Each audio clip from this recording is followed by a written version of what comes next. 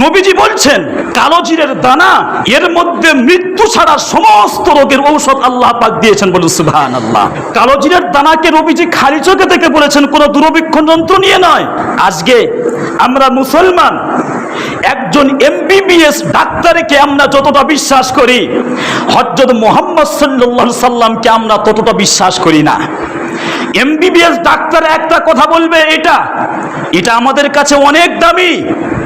MBBS ডাক্তারকে বিশ্বাস করে আমরা ওষুধ, আমরা মেডিসিন খাই, কিন্তু হযরত মুহাম্মদ সাল্লাল্লাহু আলাইহি সাল্লামের কথা বিশ্বাস করে কালো জিরা আমরা খেতে চাই না। আপনি যদি বলেন আমার জ্বর সর্দি হাগা কিছুই আমার হয় না, তাহলে বলবো যে আল্লাহ আপনাকে ভালো রেখেছেন, কালো জিরা আপনার বাড়িতে রাখার প্রয়োজন নেই। যেই বাড়িতে মেডিসিন আছে, যেই বাড়িতে নিয়মিত ঔষধ খেতে হয়, অনেক মানুষ এমন আছে যাদেরকে প্রতিনিয়ত ঔষধ খেতে হয়, হয় কি হয় না? ঔষধ না খেলে ঘুম হয় না।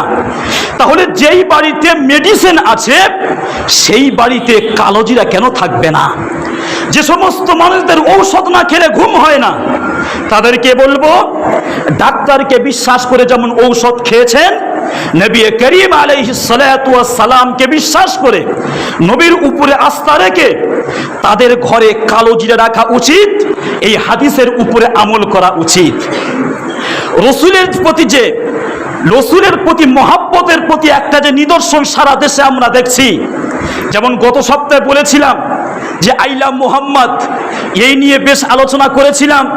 তো গত সপ্তাহের ওই আলোচনার পর আমার কিছু ভাইয়েরা কমেন্ট করেছে যে এরকম আলোচনা